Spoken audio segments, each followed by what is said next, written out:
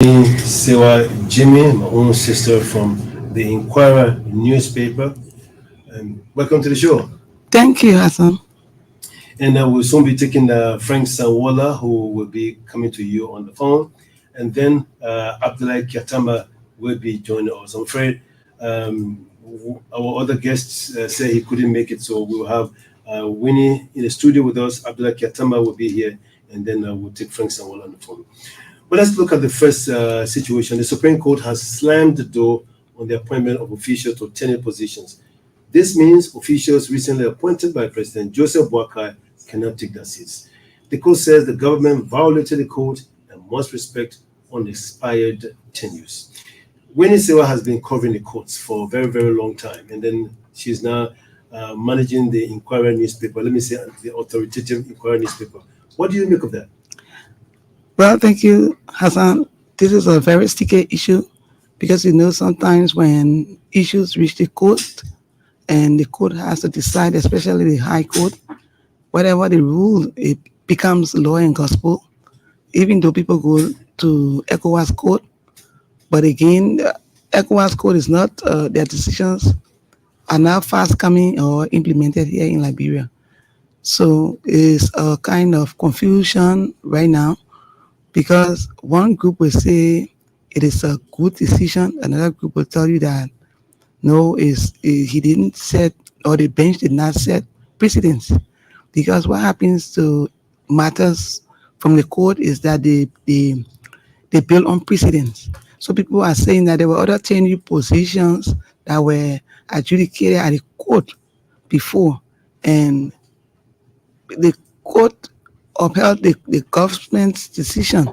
Why now the court will be turning down the government's decision at this time, when the government did not only nominate other people in their positions, but when the issues were raised, the government gave instances and said the law says you cannot do this. But then the High Court said if these people trainees have not expired and you want to nominate someone else in that place, it's tantamount to dismissal, because you cannot do that. There's no justification for your nomination or your decision, in you are proceeding wrongly, which means maybe apparently they were right, the government were right, but then the government did not. There was some procedural error. So it's like, maybe if the government is still serious about what they want to do, they go back and do it correctly, because the court says they cannot do for us what we can do for ourselves. Exactly. So with that in mind, that it's a procedural error, is it that maybe I don't want to put my head on something to say maybe this is the reason or that's the reason. What would you think will be that procedure, that error that the government committed? Maybe they have a very good, strong case to make, but then just a tiny little errors they made. So the Supreme Court just say, hey, For me, I think the error would be that, I don't know, but I'm just assuming the error would be that if government, let's just say the widely known ones, like you wore party t-shirts, or you were campaigning as a tenured, person, and you went all over campaigning in your full regalia, which is against your own constitution or your own guidelines.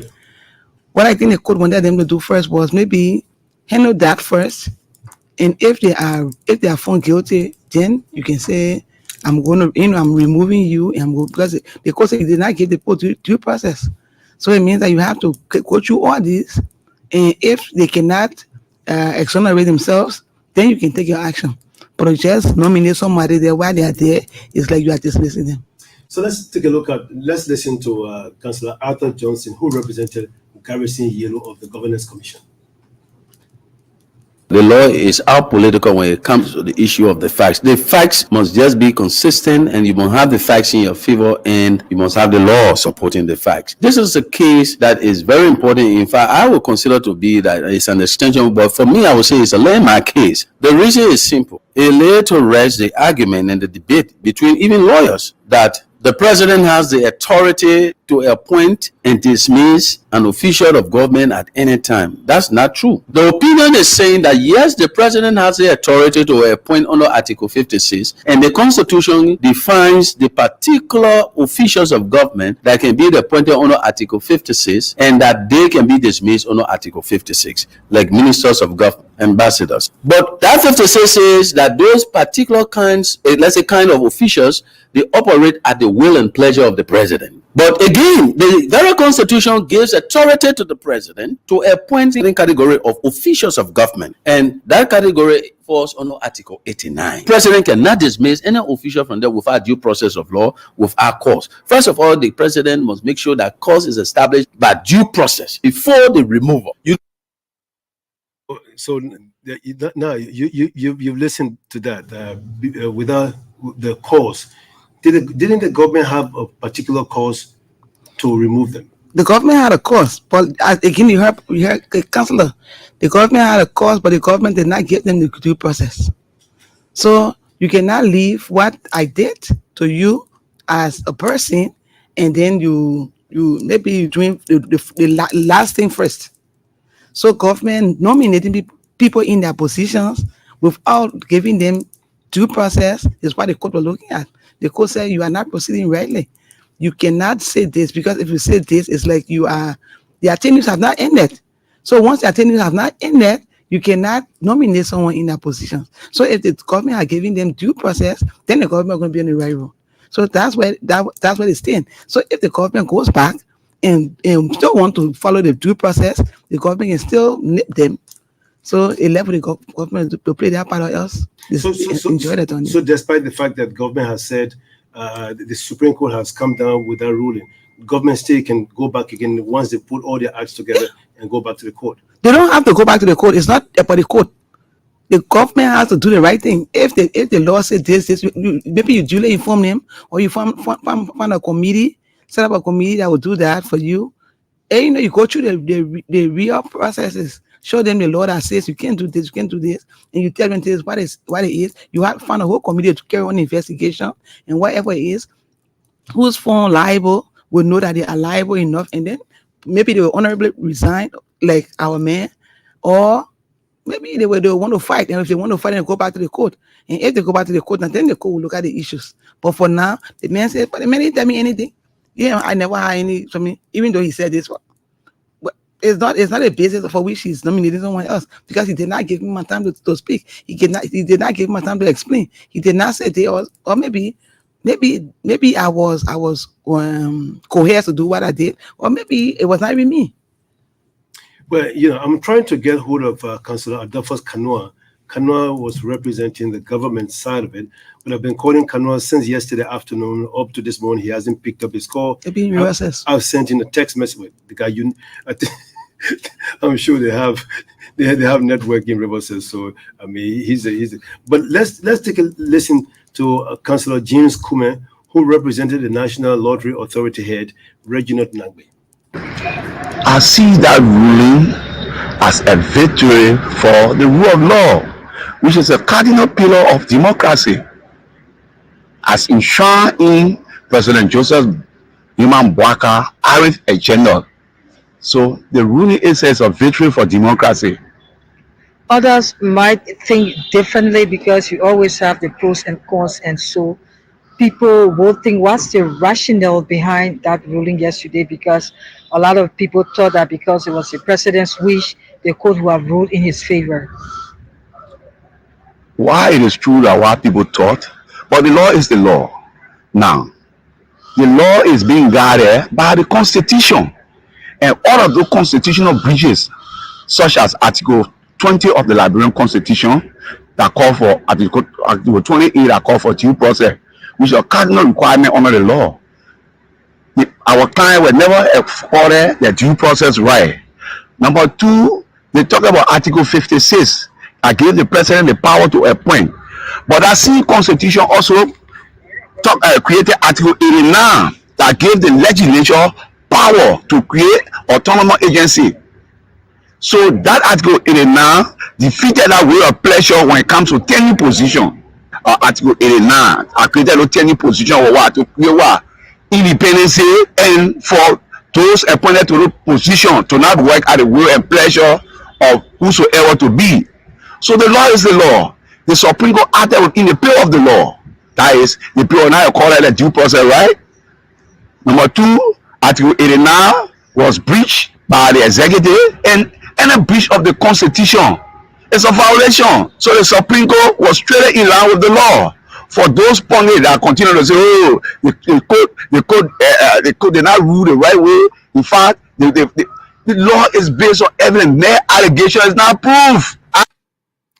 And that's the Councillor James Kuman, who represented Reginald Nagbe at the National Lottery. So everybody is hailing those who are, of course, those who are representing their clients are hailing the Supreme Court's ruling. Yes, they are hailing the Supreme Court ruling because it's in their favor. But that's why people say, if you heard the Councillor Kuman now, he said the law is the law, and the people were not given due process. They were based on hearsay. So, as I said, even like Garrison Yelu, who had that messy situation in Nimba with the now Vice President Kun, and there were shootings and destruction and other things. He comes now and tells you that they didn't follow due process. But are you surprised? Because knowing what we now know, especially what Garrison Yelu did over there, what the lady from National Fisheries was in the CDC regalia, and Israel Akinsaya, I mean, publicly so on, is that the someone will say, I don't want to use the word a slap in the face, but is that it? Well, Supreme Court is a constitutional court, but you can. How are people reacting? Well, people. That's what I said from the beginning. I said it has breeded confusion amongst people because people are saying people who don't know the law, people who have not tested the law, people who maybe the layman down there look at 10 cases and say like Martin, he served a changing position, but he was removed like just like win. So and he fought. He fought. He said he was not giving this. He didn't do this. He didn't do that. And right before our eyes, we saw that Supreme Court did not squash. Supreme Court did not grant him what he wanted. But instead, Supreme Court yielded to government, and Clark Martin had to be dismissed or he had to leave the job. And that job was a tenure job. Unlike take for example, like Wilson Tappe. If there was no noise around this setting up of the policy that council, but now Wilson Tappe who have been among the four that were giving their blessings from the High Court. But because that noise came about and everyone's eyes got open to it and said, well, it happened on Latana Blama. So if it happened on Latana Blama under the scene tenure, then what's the problem? People say, oh, but then he was just acting. So that's why you see he left behind. And now every one of them, they are hailing it. Even President Parker is hailing it. Yeah, but so you mentioned President Barker. Let me just read exactly what President Barker has said. He said, President Joseph Barker has welcomed the Supreme Court's ruling revoking recent nominations to tenured positions at government institutions. The Executive Mansion statement said the president reaffirmed his commitment to upholding the rule of law and will honor the rulings of the Supreme Court. The Liberian president believes strict adherence to the rule of law is fundamental to strengthening institutions and building a vibrant democracy. The president re-emphasized that such principle is at the core of his government's arrest agenda that focuses on agriculture, roads, rule of law, education, sanitation, and tourism. The Liberian president, however, pointed out that the ruling also set a significant benchmark for administrative actions, which will have far-reaching implications for all government agencies and the country as a whole. Now, this he has hailed it, but this last paragraph that I've just read, the Liberian leader, however, pointed out that the ruling also set a significant benchmark for administrative actions, which will have far-reaching implications for all government agencies and the country as a whole. What do you make of that? I think this statement tells us that it's a win-win situation.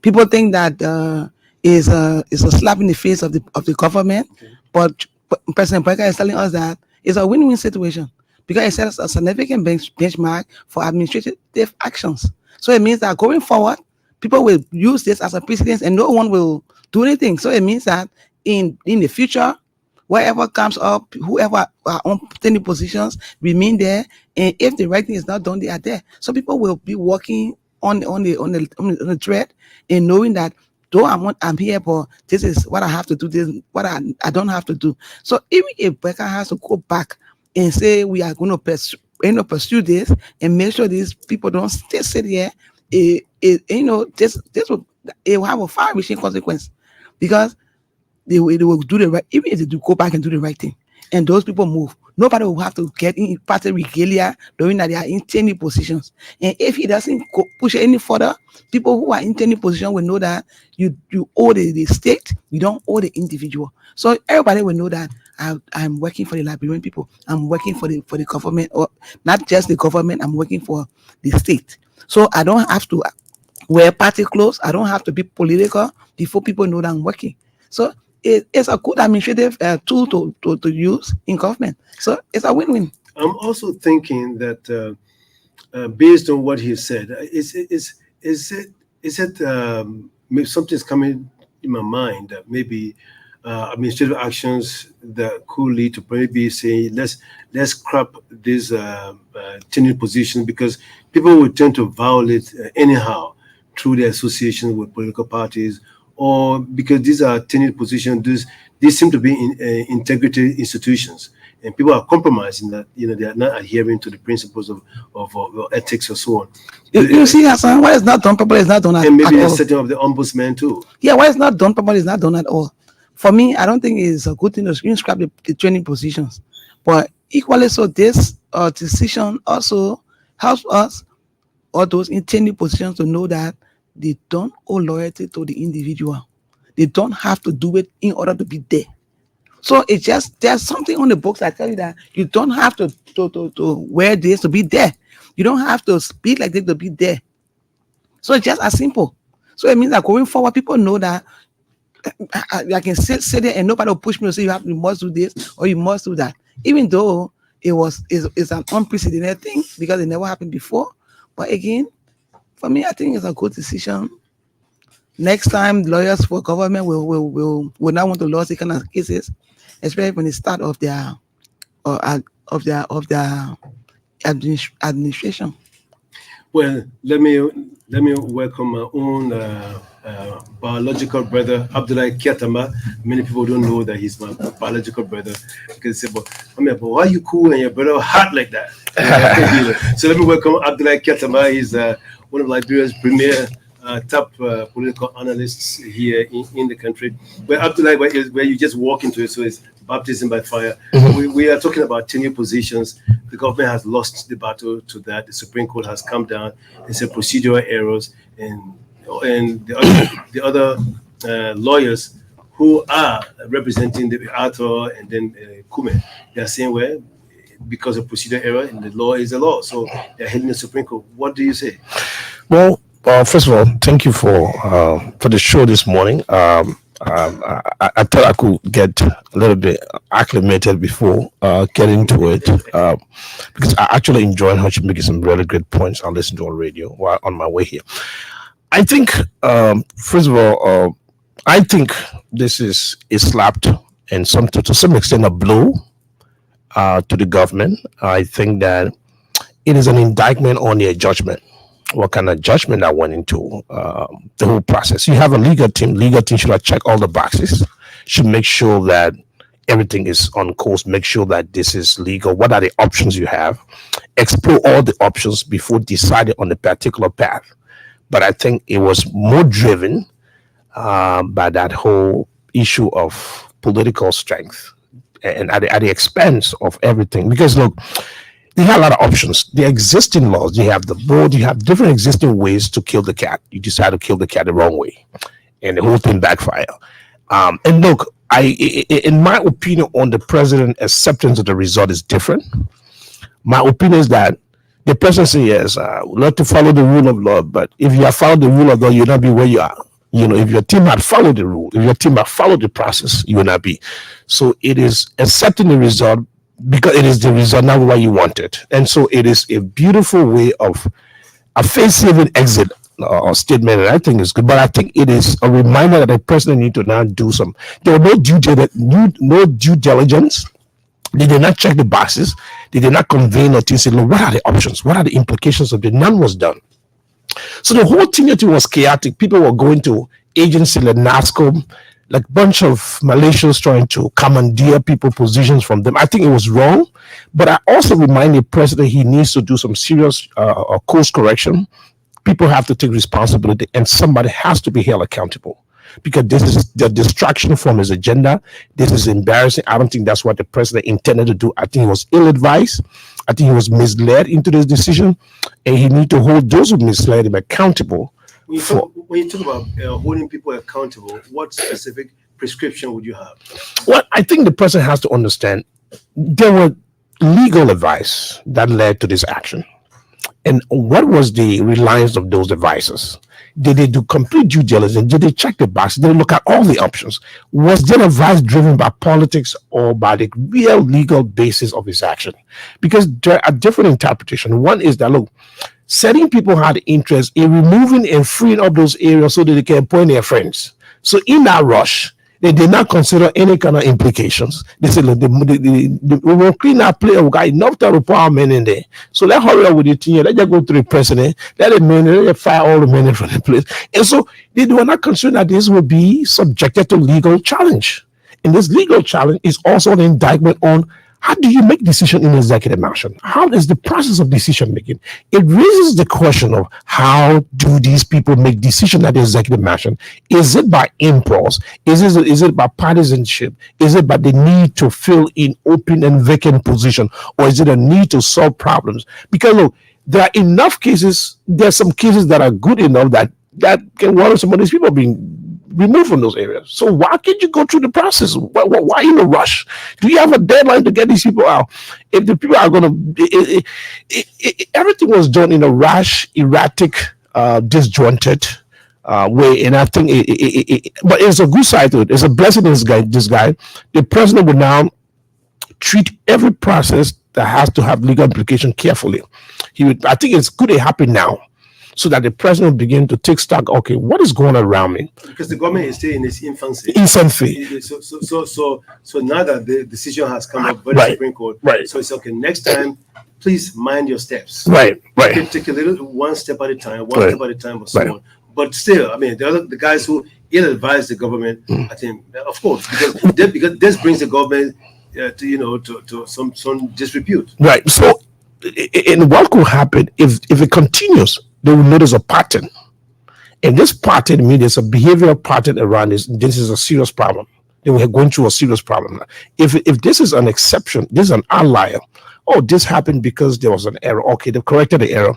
That would be appreciated. But if we notice there's on other issues, we see the same trend, then it raises the question of what is the decision-making processes in executive mansion, and how is that affecting the president's agenda and advancing the interests of the ordinary common people? But I think we can safely say that the fact that the president has accepted it, and he said these are some of the tenets of democracy. So and these are some of the things he campaigned on. That look at, we will respect democracy, we will respect the rule of, especially the rule of law. We will respect it, and so respecting the decision of the High Court or the Constitutional Court is something that he has taken, and not many people will take it lightly. He has no choice. The president will have no choice to accept or reject the Supreme Court decision. Well, the president could decide, okay, you know what, I'm not going to say anything. I will just play low until maybe the issue dies down, or maybe we'll come up with another strategy. Well, it is a good thing that he embraced the decision, but the options are limited for him. I mean, he has to make it look good. But I don't think the president wants to quote for that decision, for that outcome. That's not what he's waiting for. Of course, that's what he's bargained for. Right. That's not what he wanted. So if he accepts something he did not want, it means that he did not have a face-saving strategy. Because what the president wanted was not that. Was to make sure his decision will stand a legal challenge. That his decision would have stood all legal challenges, but that didn't happen. The opposite what happened. And he accepted the opposite. You're going to buy plum, the opposite get banana. See, if I have banana I wanted, then you know that banana you wanted. You deliver sheep, baby. You know that you kill a buy plum. The person when get process, but this is banana. If I let banana most like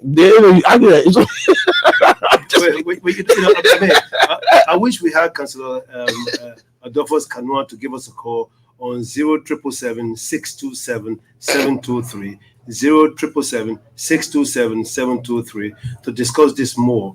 So, Winnie, what do you make of what Abdullah is saying? Yeah, again, as I said, the only thing I differ with Abdullah on is that for me, I don't see it as a slap. I see it as a win-win because it properly guides the government going forward. Yes. That the government knows that people on tenure have to be treated like this. So it is a precedent also. So it means that going forward, people who are on tenure positions will know how to behave. And if a government comes into play and want to remove people from tenure, there is a precedent at the Supreme Court that the bench will go by and rule on their case. So lawyers, I think that, like he said, I agree. The lawyers are our lawyers, especially the government needs to look for good lawyers. Yeah, they need to look for good lawyers. Lawyers who will you cannot take your case to the court and then the justice in chambers or the lawyer tell you that you didn't do well. Yeah. as a lawyer. Government lawyers besides. It's almost like to say you should have known better. You should have known better. So then who are you? So you cannot be wearing BB coats around here and you don't know your own laws.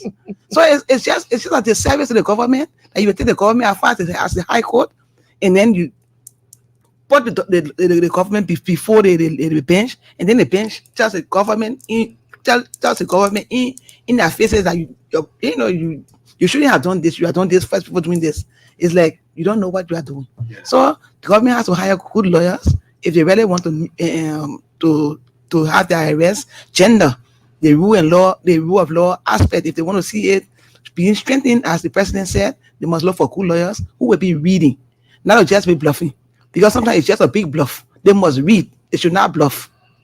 Wow, the strong words there from Winnie Sewa. A long-time court reporter said they shouldn't bluff. They should read. So let's now switch gears. Unless you have something to add, we want to switch gears to another topic. No, I think she's right. The president has to be given the best legal advice in the country. He has to get the best lawyer.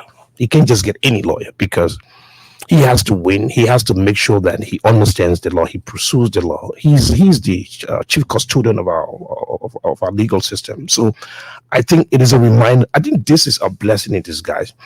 And like Hassan said, this is the infancy of the government. So you have to make sure you take a stock, do a reflection on things that went wrong, and make sure there's a correction. We will be worried if this pattern and this trend continues over time. It means there are people who are just be a little bit erratic and lack discipline and focus on what is at stake here. And I think all these legal victories against the government is too early. I think they should have done a lot of due diligence. They've not done that. And so I'm happy the president accepted the result, but it does not say much about the failure to pursue things appropriately. So I would just say that we can beat the willing horse to death. Okay, so you can beat the willing horse to death. That's the closing comment on that. So let's go to switch gears to public works. And the president said within the first 100 days, no car will be stuck in the mud.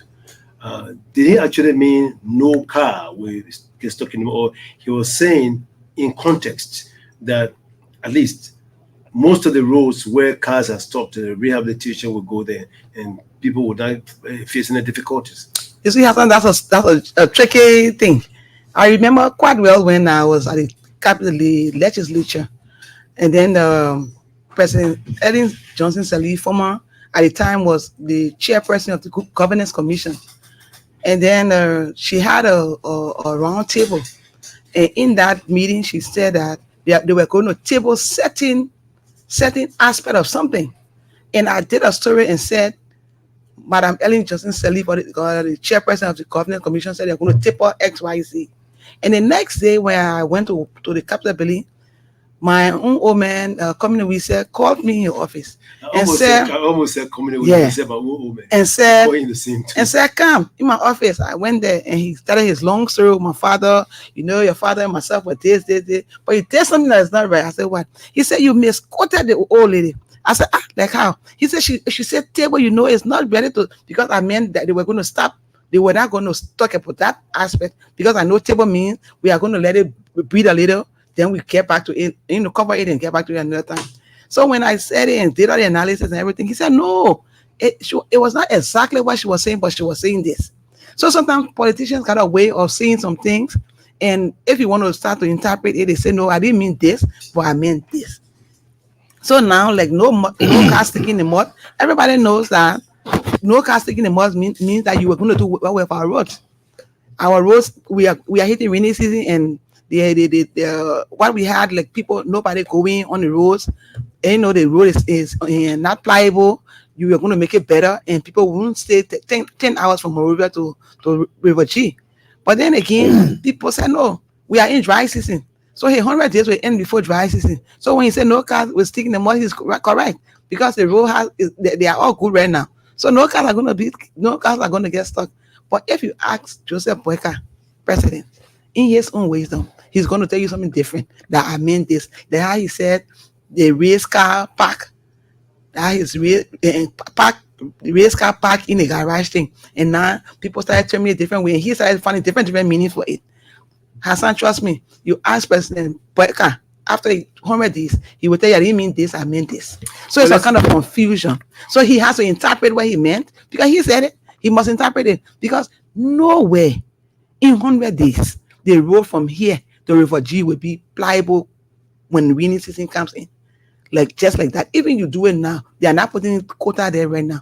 They are grading it and they are making it better. But does it have to be quota before it's pliable? Is it? No, it doesn't have to. But let me hold you there. I have the Deputy Minister, Prince Tamba, on the line. Good morning, my brother. How are you? I said good morning. Sorry, I'm not following the show this morning. Okay. Well, we're actually talking about road rehabilitation, Deputy Minister for what? Construction, and so the Minister of Public Works. So we're talking about road construction, rehabilitation. Bring us up to speed. What has happened so far? Well, we continue to work towards the president's mandate of the 100 days as far as public works is concerned, and I think we're achieving it. We have gone ahead and contracted 9 contractors across the country, affecting 13 counties, approximately about 800 kilometers of road rehabilitation and maintenance over the period of 12 months, in some areas 24 months, to make sure that this recurring issue of cars getting stuck every year. I think the issue, I think the president just got frustrated about this car every year. This is so becoming, it was a recurring issue. Every year, cars just getting stuck. As if we don't preempt this situation. So we were working vigorously towards making sure that we can alleviate this issue. So we've gone ahead in the northwest corridor, Lofa side, Salaye to Vanjama. That's about 118 kilometers. We've deployed a contractor. Works are ongoing, and we're getting some good testimonies from that region. From Vanjama, Foya, all the way to Menikoma, we've also deployed a contractor. Some good testimonies are also coming from that area. In the southeast corridor, of course, I just overheard your studio guest there, just about a few seconds. We're talking about that corridor. Nimba, Grand Jude, River G counties. We've also deployed 3 contractors around those areas to make sure that we can alleviate this issue that our people have been facing on a recurring basis every year, especially during the rainy season. So we know the challenges are there. From Tapeta to Zreju, we have a contractor there now. It's 115 kilometers, works ongoing. Zreju to Kariaken, We also have another contractor there.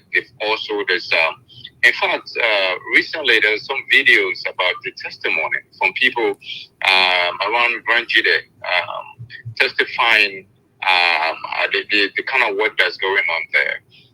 People to Blackleyville, we've also mobilized a contractor there. So look, what we've been missing over the years is the fact that we don't preempt these things. Now, even though it's dry season time, we got a contractor there to be able to make sure that we resolve all those critical sections where cars usually get stuck.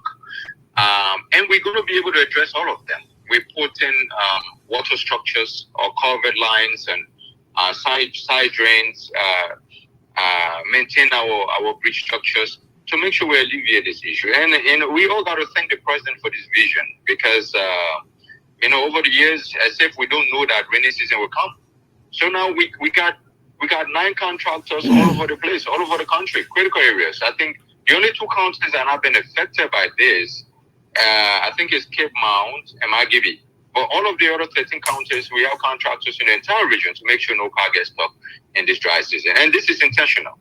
So, Hassan, the politics will come around all of this, but let's stay focused on what we intend to achieve. The coastal road, the coastal area, Bicano, all the way to ITI, all the way to Greenville, we have about 4 contractors already in that area, vigorously. 4 contractors we have there.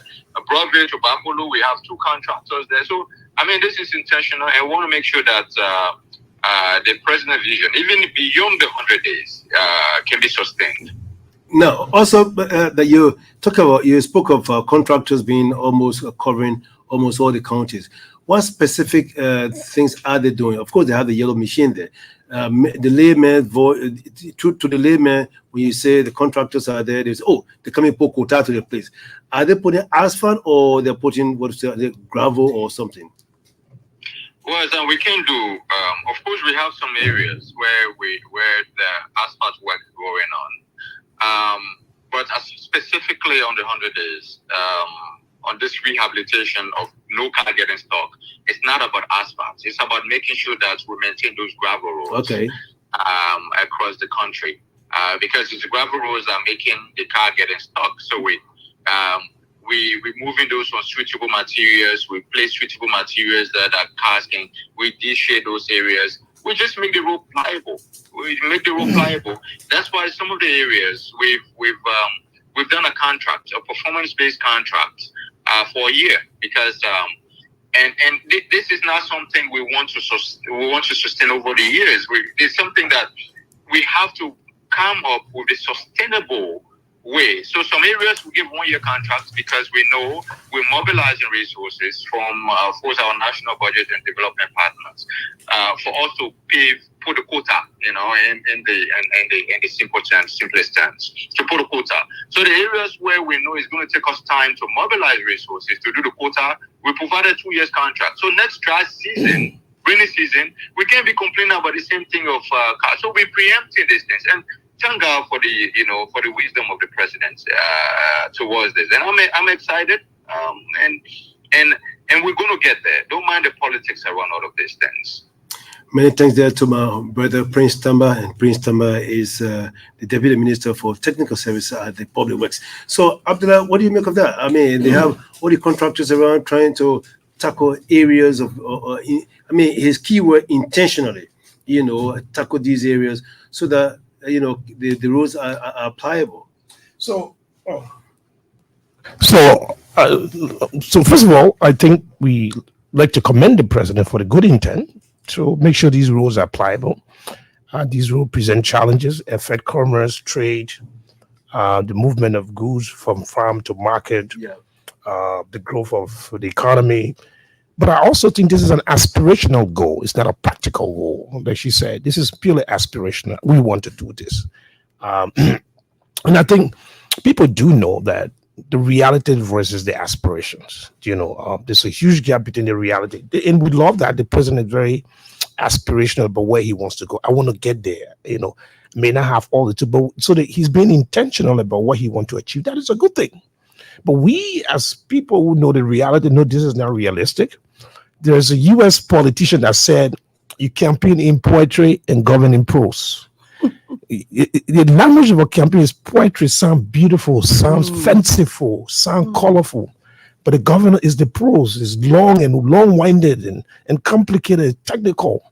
And so they're caught up in that technical piece now. The promises were poetic promises, but the reality is prosaic. So I think there's a huge distinction between beautiful, fanciful, colorful campaign promises than the reality. Because look, and I think they were smart enough and savvy enough to know that the roads are already pliable.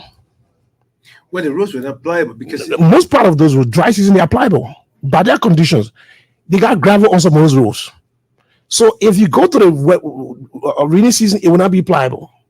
So you can beautify that, you can strengthen it. So you can rehabilitate. You can rehabilitate it. For instance, right. when he said that they use culverts because there are places where the water is sitting and you need to put culverts so that the water, you direct which way the water goes.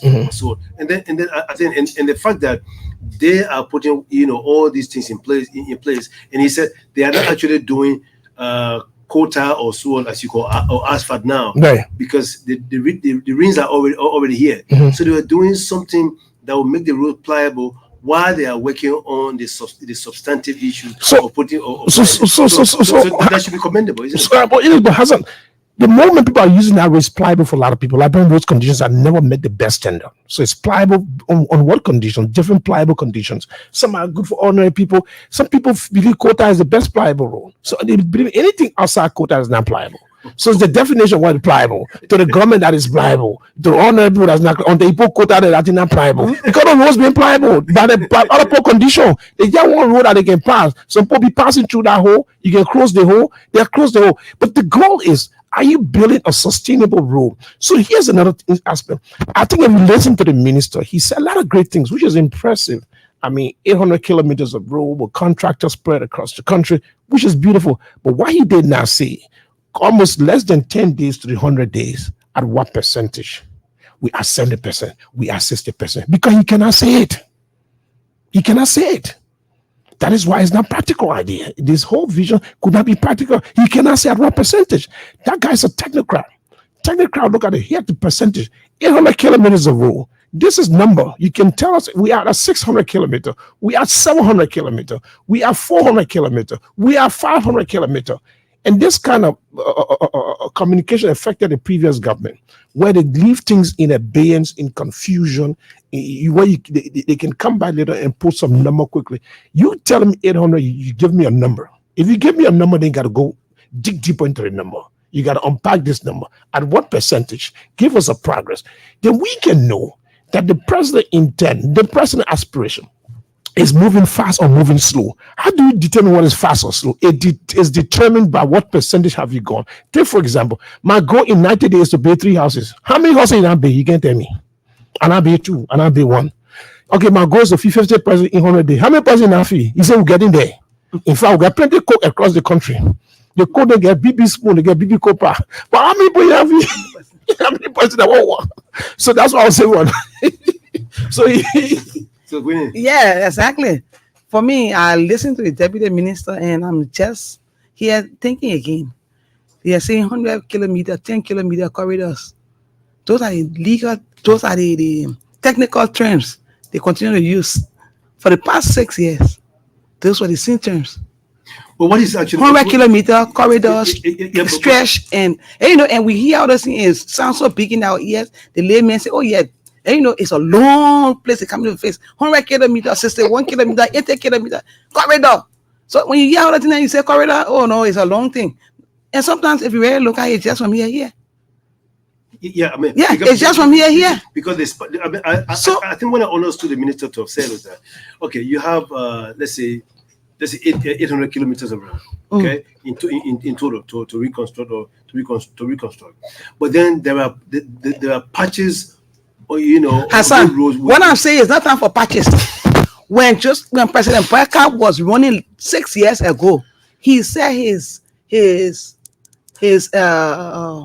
motto was roads. Yes. He never had anything added to the roads. Now he has come back and he added agriculture, nothing called a rest. So it means that the core of that area should be roads. Because as far as I'm concerned, when he was alone man, his ideology was roads. So why now? He added other things. So we focus on it. I hear the village minister talking about the gold salada and the inside salada. They road from here to Sosa. That's Sosa. They road from here to Sosa. Okay. When you pass, then it has issues, right? They road from here. Or let's say from Nimba to Tapeta. What happened to it? The layman will say. So you focus on the other places, like stretch it a little bit, and then you continue. But you can't be going way in the bush there where we don't even where we don't even know. And then we are talking about you're talking about no cars being stuck in the mud. But you see, Winnie, he said of the 15 counties, only 2 counties don't have the level of deployment. The Abdullah said, those are all poetry. For me, 6 years, we were on that same thing. Public works people stood in since your political poetry. Yeah. And we can in studios and say corridors are being produced 100 meter, 65 kilometer. The corridor, the line, and this, we heard all those things. And they said they have done this. Kearns comes and say, oh no, the past government said they did over 600 kilometer road or what. But it's not true. They over 400 kilometer road. So, as he said, how far have you gone? Since the past government said 600, you say the line is 400. Okay, we agree. On your 100 days, because we won't be stuck in the mud, what have you done? Because you can't say the rain is setting in. This government knew rain was coming. This government knew that we have rainy seasons. This government knows that in rainy season, no one goes to the southeast easily. I'm not talking about Lofa. No one goes to the southeast easily. What have they done there? So I just want to add quickly to what my sister is saying. Look, I support President. I'm not an opposition, let me be clear. So I'm not opposed. I want President Baka to succeed. Actually, I want him to succeed. And I think that the fact that he focuses on road tell me he has his priorities straight. And that is a good thing. Because there were 2 binding constraints from the MCC. One is electricity and roads.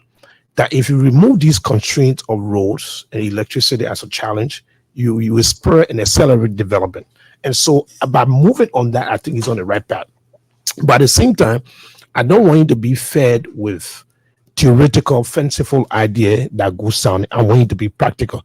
Because these commitments come and bite you later on. And then the advice is going to defensive. I think his goal is good. I think this is more aspirational. He's intentional and aspirational about where he wants to go. And I like the part where Prince Tama said, even after the 100 days, yes. That is the good part I like. That they should not be restricted to a short term. It's a medium term and a long term goal. That the issue of roads is a continual process, and we should build on expanding the roads assets. And I think that is a good thing. But this 100 days, I can tell you, the 100 days will come. And what I will tell you, people are smart. They'll say, look, people know that they're not going to be the 100 days on roads. They know that. But they will appreciate their efforts. Yeah.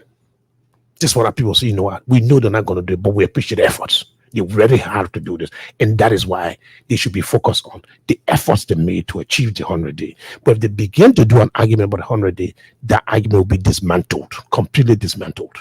And it will be left with the empty bags and left on the defensive. That the previous government did. Do not sell something that people can buy. You carry your goods back home and you'll get rotting in your hand. Sell something that is sellable. Don't sell something that people will not buy. You carry your goods back home, you'll get rotting in your hand. You banjo it, you get rotting. You reduce the price, you get rotting. So I think it is important that we look at the fact that this is an aspirational goal and this is a good effort to expand rural assets. But it has some element of deception. Let's be honest. That we're going to do this 100, no road will be stocked. You know it's particularly, and I thought it was a mistake. The statement was a mistake, but I just see it as aspiration.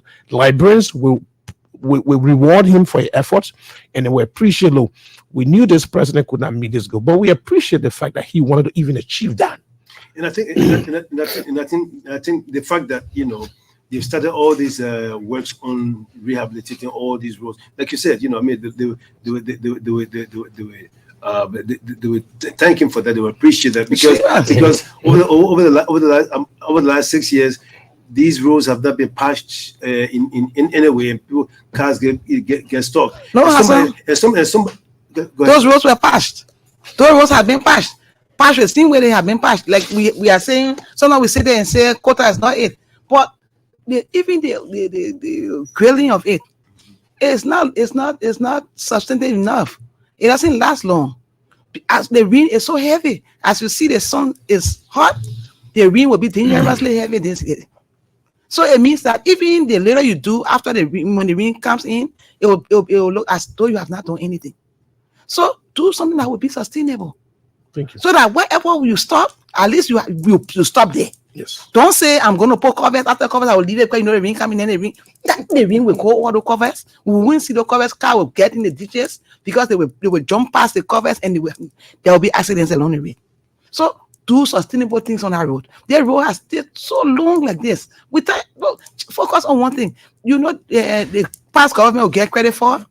The past government will get credit for most of what Madam Ellen Jones started, and they own it. And because they own it, in the first 3 years, they say, because they were doing those small things.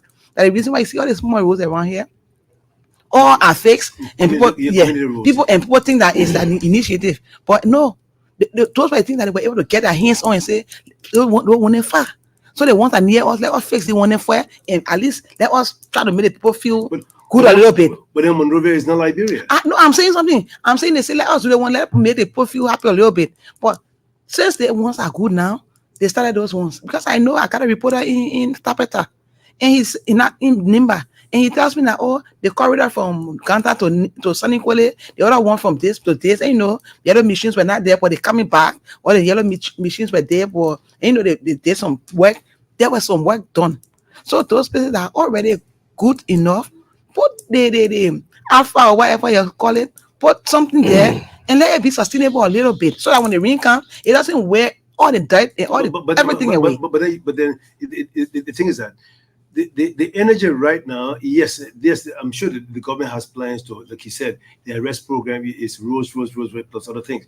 The concentration right now is to ensure that those areas that are not pliable are done, while the sustainable roads, they are mobilizing resources to make sure, because you can put quota on all the roads. No, I didn't say all the roads. I said the ones that have already been, built for the No, of course.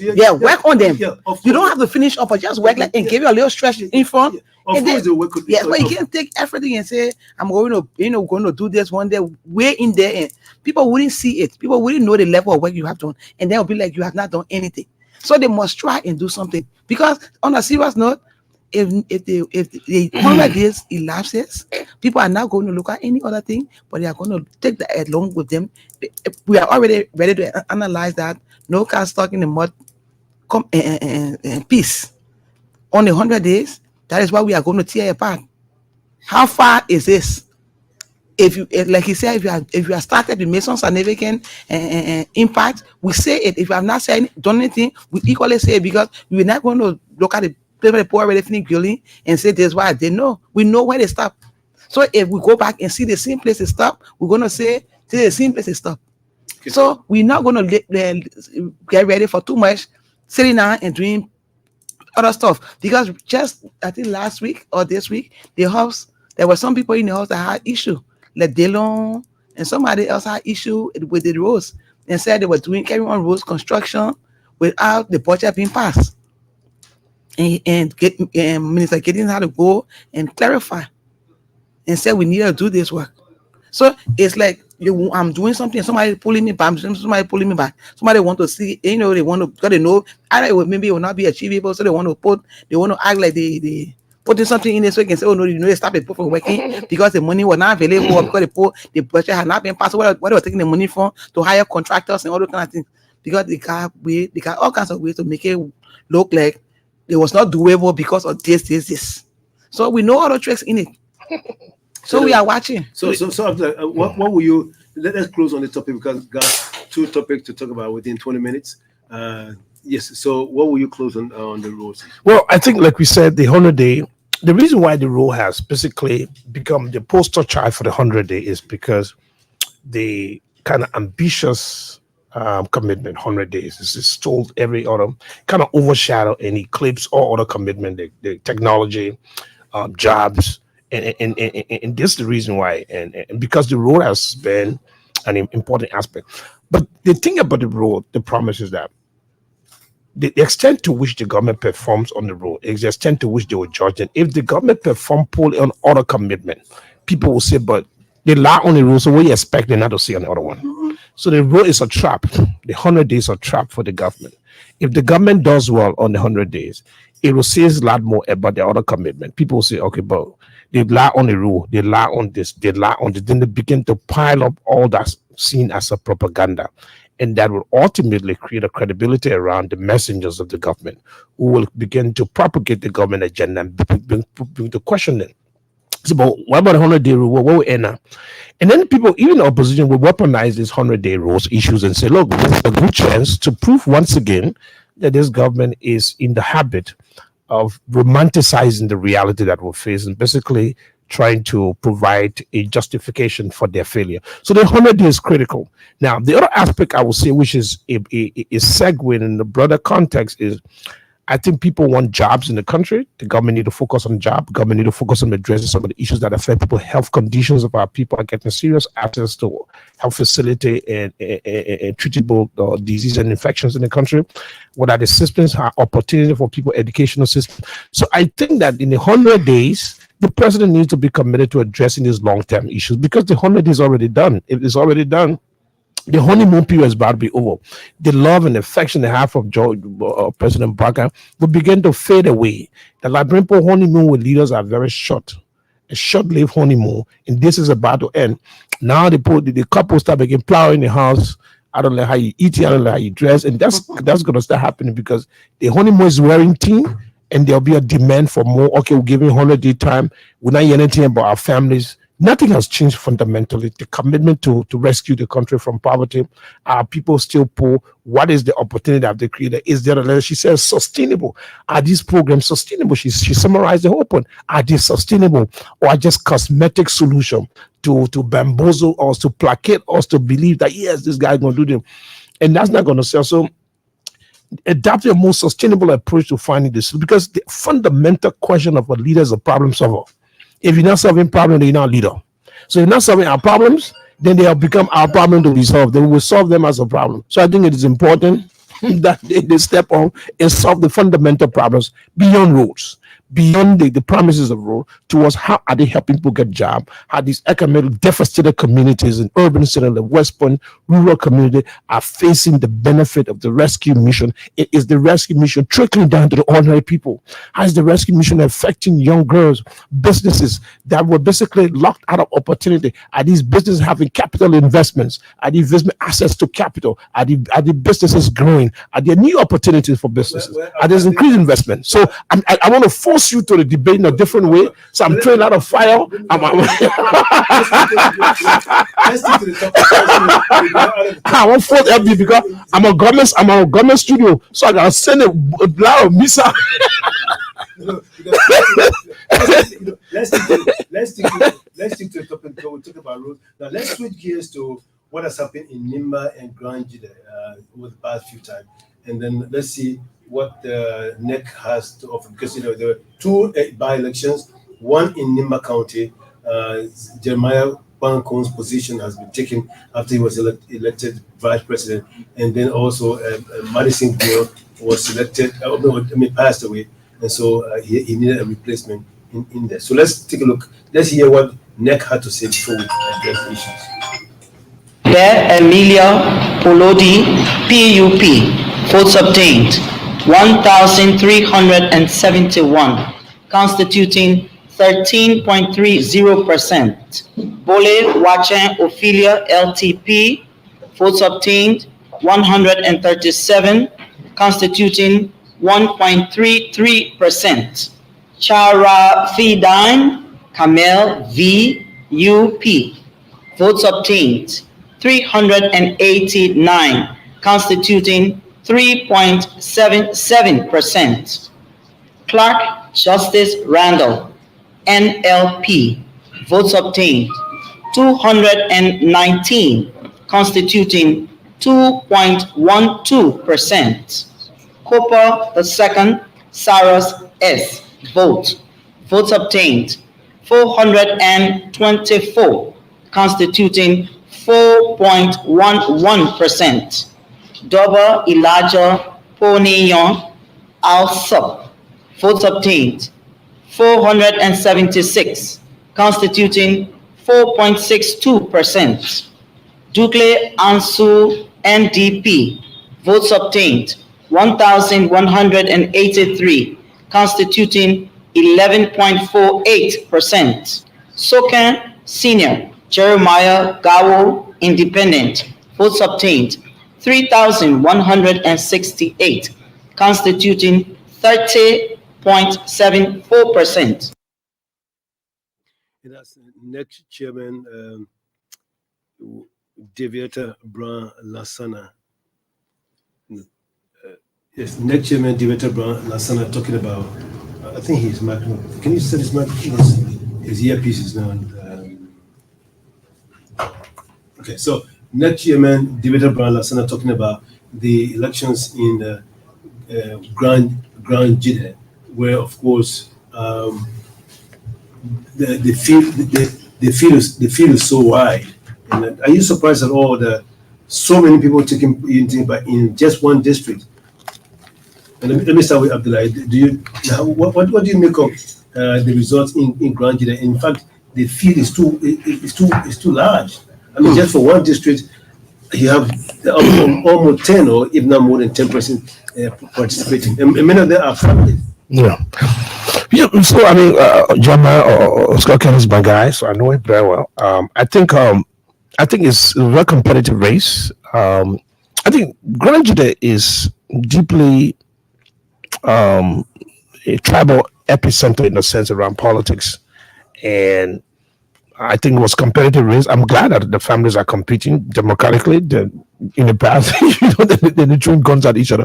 So I think it is a good testament to the quality and maturity of our democracy. So I'm happy about the results. I like the process. We hope that it went peaceful and there was no incidents of violence. I think that's a good part. That's what I would say initial for now. Because in fact, what the day was that prior to the holding of the elections, they all signed a memorandum of understanding that they will go away from violence, they will instigate and all that kind of stuff. So having the peaceful elections, I think, is commendable for the people of Grand Jide. Yeah, it is quite commendable. I think it is a demonstration of because it could easily spiral out of control given the close connections of the participants.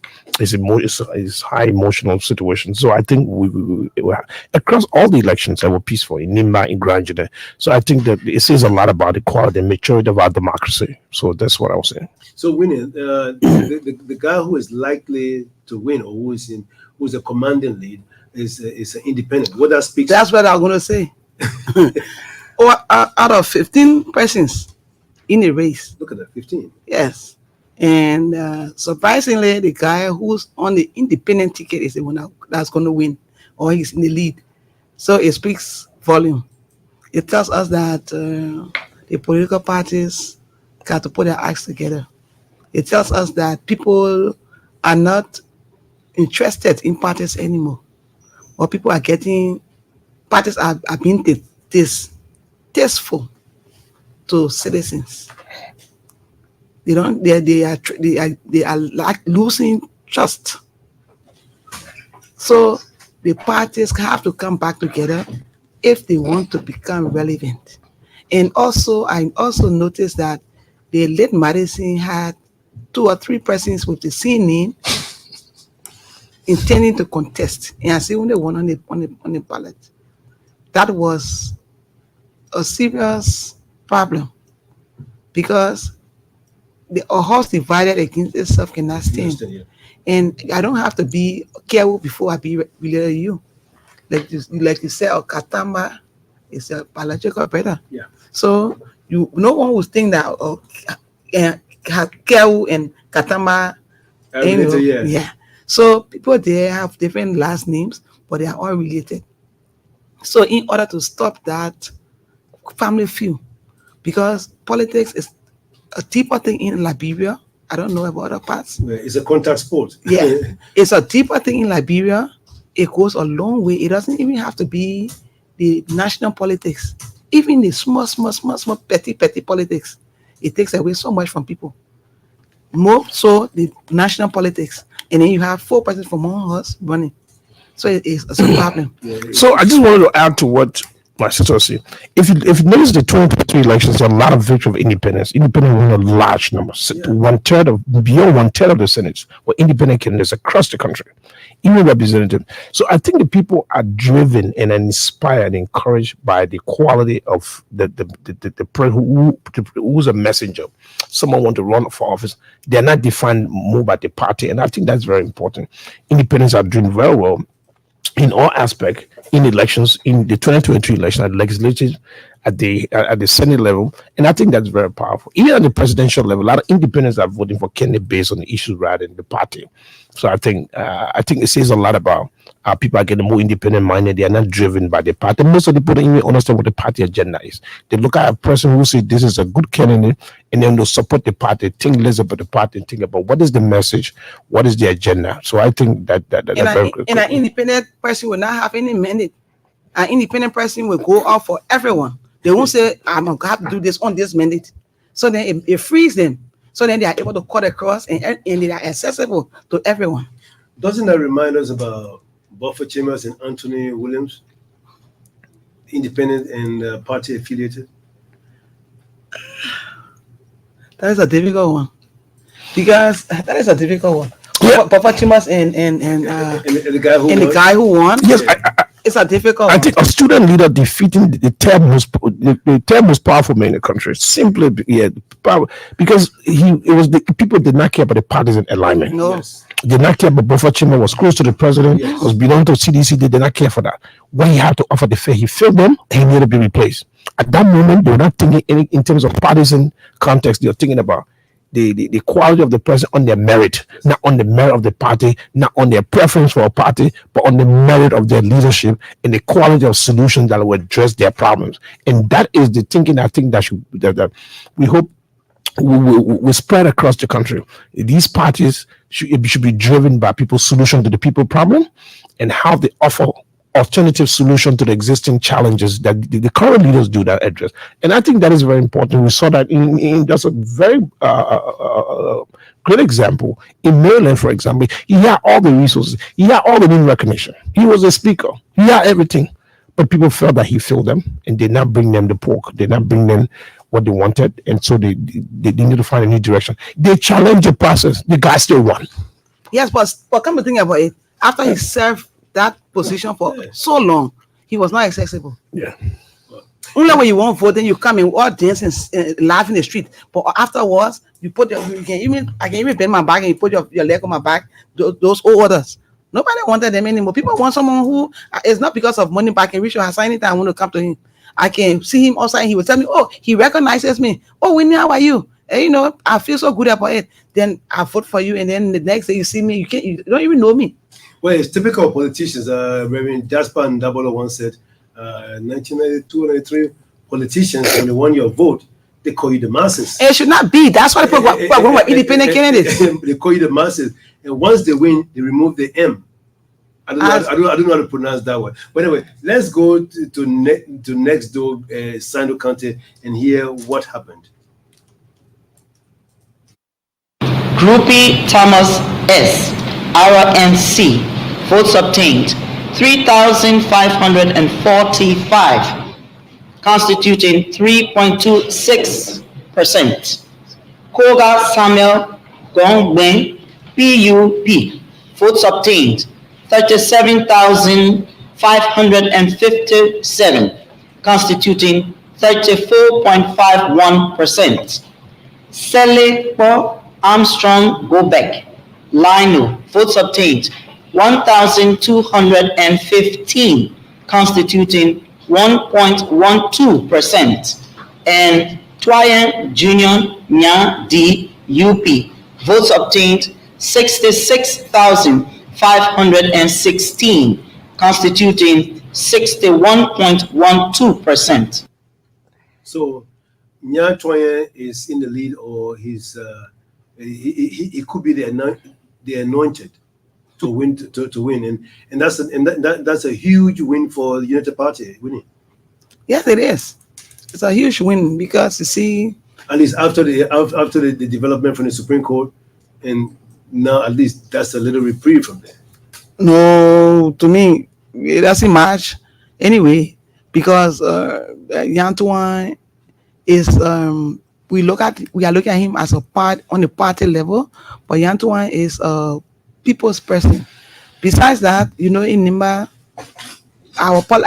the rest of the counties are different. For me, I look at Nimbaans way of voting differently. So how would you say differently? How did they vote? They fought on that tribal thing. Yeah. And the Gilman or Dan. Yes, on that tribal thing. What I see in his win is not Unity Party. I see in his win the godfathership taking over from Prince Johnson being broken. Oh, okay. Yeah, being broken. It means that Nimba is getting out.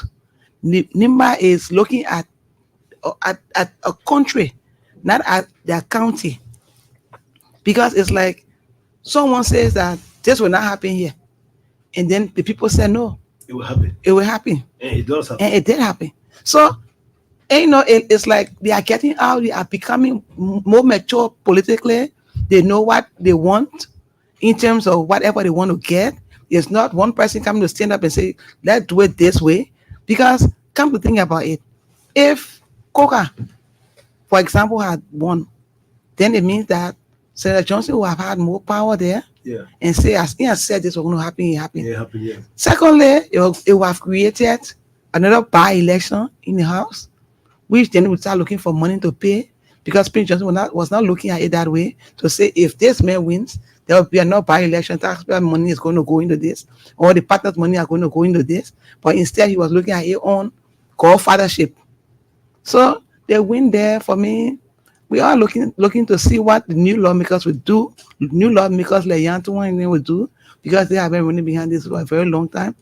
Equally so, Unity Party has a win, and I don't know what it will be. I don't know whether that will be another good win, but we hope that he will come to make laws.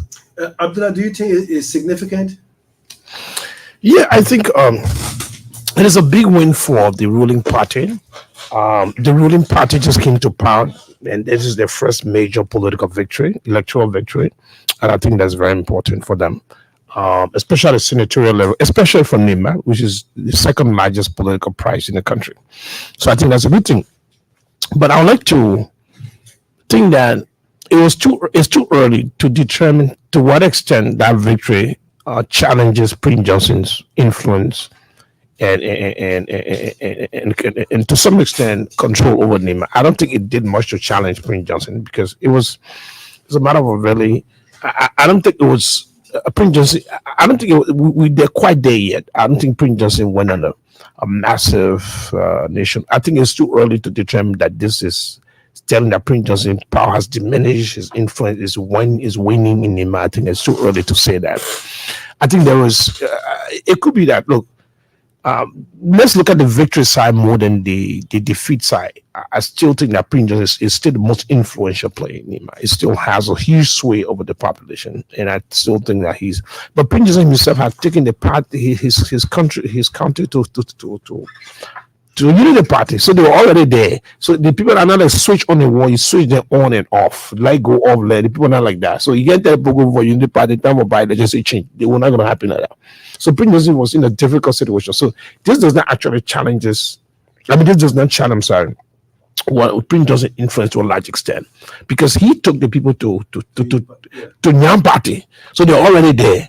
In 1 week, 2 weeks, change the whole people that have been working for 6 months to change to different party. It doesn't work that way. And he didn't have a reason against Nya in particular. Prince Johnson didn't have a case against Nya. He just had a little disagreement with Unity Party and fell. The interesting thing here was Kun cleverly avoided the whole electoral process before he pit himself against his godfather, and that was an interesting aspect. But there's a lot of interesting teachable moments from the Nimba County elections, but one of them is now that Prince Johnson's influence has diminished. That is a completely wrong assumption. So the win is significant for the Unity Party in what aspect? If we should put a finger. Well, one is that this is Unity Party first electoral win Yeah. against the most powerful player in Nima. This is the first election win of the Unity Party. Two, it also see that Unity Party is consolidating their strength in Nima. And maybe that could be a post Prince Johnson stuff. The other aspect is that that after these elections, if you basically juxtapose, you see first elections, senatorial election, they won a losing streak from Bond County after they won the presidential election. So I think this is a good shift. But overall, I think it is a good win for Nema. I mean, for Unity Party, especially in the midst of all these stuff. Okay, so let's take our final topic here, and we're looking at the War Crimes Court. And so we'll close on War Crimes Court maybe in the next 10 minutes, and then we'll welcome the people from Lofa County who are here to talk about what Lofa is going to do. Are you going to receive calls? No, we're not receiving calls. Okay. Yeah, because we are pressed for time. Okay. Maybe next Friday we'll do that when things get into proper gear. Okay. So now our next one is the War and Economic Crimes Court. The lower house passed it, and then it got to the Senate, and there was some debate here and there, and finally it got passed. But let's listen to Senator Yombi Kanga Lawrence and hear exactly what she had to say regarding the court, the setting of the court. Let's listen. Well, I'm not sure that's ready.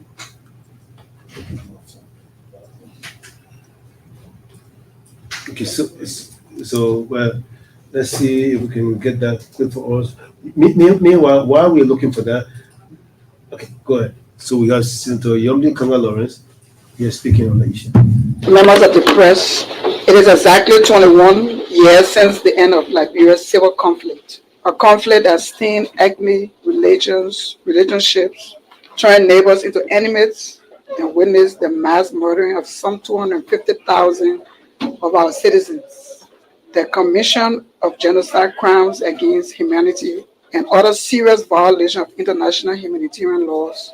As leaders of this country, we are cognizant that there must be justice and accountability for both the victims of the war and perpetrators who bears the greatest responsibility for the 14 years of bloodbath.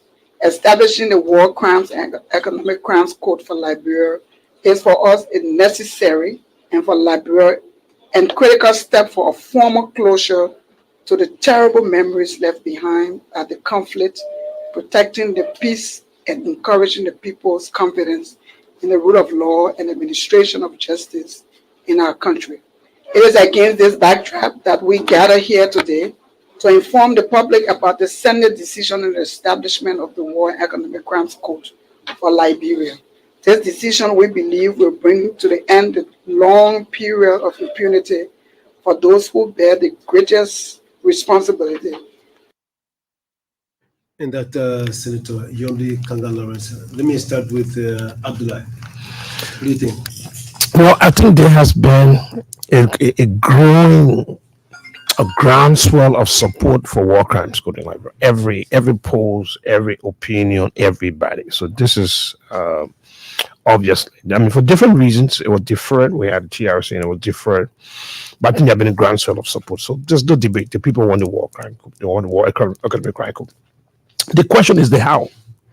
In what format? Is it a combination of truth and reconciliation or punitive? And I think if we're not careful with the how, it could be counterproductive, because if it turns to be something that could be easily weaponized as a political tool to attack opponents or to basically create, it could disrupt the smooth social bonds in our country. I think it's important for people to know. The second aspect is that who's funding it and who's managing the process. I think that is important for people to get a clarity on that. You don't suppose something because it's the popular things to do, but then how it will be done, you don't agree on it. And then when it's how it's being implemented, you say, no. This group that is managing the process is the wrong group.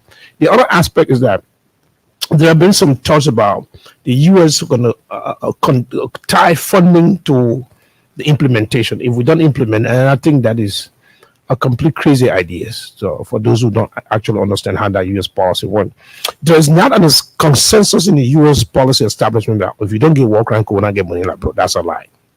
Even if there were, basically you commercializing the memories and pain of people for money. So you're not doing it because there's a need for people to be held accountable for people for impunity, for people for the mass killing of people, but you're basically doing it because they come and get your money. So if you do that, you actually dishonoring the memories and the pain and the agonies that family endure for the war. So do it because the right thing to do, not because the US wanted to do it. No. So I think those are the main points. So I think how it matters a lot. The other aspect, I think the president has not himself owned the process, has not owned the process. He smartly pushed it to the legislature so it will not come across as low. He's leading the process. I think the president has not saying, I support this process, and here's the efforts I'm making. I'm committed to that. He is basically lukewarm support and embrace of the war crime. And But the fact that the fact that the president welcomed the passage of that by the legislature, and don't you think that he wholeheartedly embraces it? It was respecting his allies' decision. It was respecting what the Supreme Court said. He did not want what the Supreme Court. What he wanted, the Supreme Court did not give, but he ended up accepting what the Supreme Court decided. So he's basically doing this is administrative, a protocol. This is a pleasantry. This is diplomatic pleasantry. Or we respect it. We tell the Senate. This is what the president is supposed to be doing. Decision because the Senate, the people represented. When they speak, you come and say yes. So I support what the people represented say. But I'm talking about a president who is owning, who's being the face and voice, who is I'm leading this effort. I'm championing the cause. You mean the president going to the Senate or the House or the legislature and say, look, guys, this is something that I want you to do. So I want you guys to do this X, Y, Z. There's not a one way to do. He doesn't have to go to the Senate. The president can call nationwide address and say, I'm taking these several steps towards this. I'm making sure these institutions, I'm making sure I'm devoting 5% or 1%, we're going to contribute 10 million out of this. We're going to do this. These are the steps. I'm trying to say the issue of the war crime is shaping the president. Why is the president shaping it? The president is basically being shaped by it. He's not shaping, he's not influencing the direction of the war crime because he's supposed to be basically as a leader, like 100 days on the cars being tracked. He's leading that on the issue of, so he's leading a lot of things, but he's not leading this. And as a leader, he either lead from the front or lead from the back. If he's either lead from the back on this, then we just will recognize that he's leading from the back. He's not leading from the front. If the Senate want to lead him, I think the president is playing smart. He knows there's a political cost to this. So he does not want to put his face and stamp on it immediately. He wants to reach a place where there's a growing public consensus and that he's swallowed by that consensus and be seen I have no choice but to do this because there's a political implication. But I think at this moment he has to step up and show leadership if he wants to do this. That's I just want to be clear. It doesn't have to be because it is the law and I'm the president, so I'm supporting it. Because I support it and I want to make sure this part of the law, this part of the consensus in the country, this grand sum of support, I will celebrate that process. I will put my face on it. Those who have questions and doubts, I will reach out to them. I will win hearts and minds and soul on this. He's not a passionate, he's not an enthusiastic messenger. He's a lukewarm, lopsided, and disinterested messenger in a vision, in a cause that is getting popular. That is my point. Then on that note, I want to ask, who's leading the process? So then this process has to be driven by someone or an institution. Because we ask ourselves, who are those that really want this war crimes code? Who are those that are really interested in this war crimes code? Because like the US report I read, it said that on the issue of FGM, it says that there's no law, but those who had it nice, those who are the forebearers of that tradition decided to say we'll drop it, but there's no law to it. So it means that it can still happen. Yeah. It's just an agreement on this war crimes code. If we are not careful, we'll be talking about it just like that, and maybe people will say, "Oh yeah, we want it, and we don't want it." But what if we look at war crimes code? What breeded the war? How did the war come about? The war came about because people felt disenchanted, people were marginalized, disparity. Plenty things happen. So then they walk in. Are those things not happening today? They are all around us. Oh, they've been happening. Corruption is high. Yeah, So if we want to deal with it, but that's the reason why. That's the reason why I think the war and economic crimes. If we want to deal with it, it's a must. if we want to deal with, I follow people who said if we want to deal with it, let us tear it apart. The war. Let us tear it apart. Crimes code. Yeah, and the economic, because there are two very significant issues. So if we deal with one, we deal with one and say, oh, we're dealing with it. We deal with this, we say we're dealing with this. Because we carry all together, we will just be a charade. Because those two are very heavy for us. So to carry all two together, to get people funding, to get people showing their faces up for it, who's going to show their face up for war crimes code? Who's going to show their face up for economic crimes code? Who's now in the cookies jar? Who's really free? So who is that? Who will really lead that effort? So like Abner said, who's leading? Someone must lead. So who's going to take this lead? It's not just talking. Because the Senate part of resolution. It was just a mere document. Senate say, oh, well, we agree to. Resolution. So remember, this is not a bill. It's a resolution. The resolution said we agree. We agree. Why his name? It's say, okay, we agree. The president say, okay, we agree. Who's leading? You have not funded. Remember what happened in the Senate is just a resolution.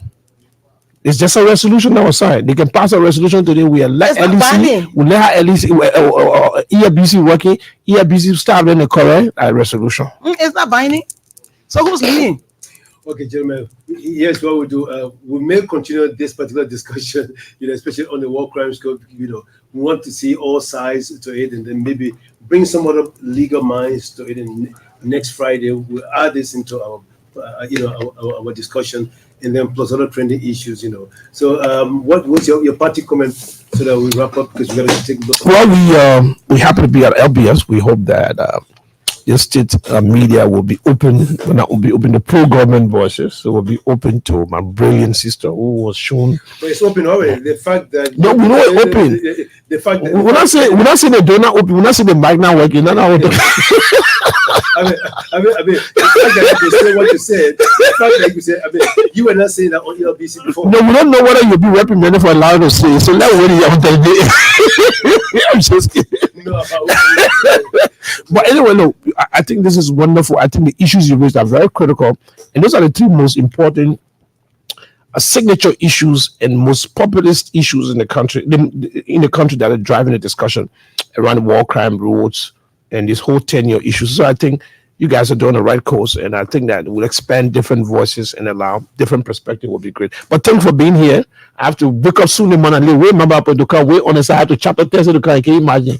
FBS will get millions of dollars be given there. They guess them, but would you want to go? Well, thank you, Hassan, for this, and I'm happy to be here. And my own thing I leave with on as per this discussion is that, in as much as President Boyka will have his arrest agenda, his lieutenants should not put him in a situation where we will call him the king in his new clothes.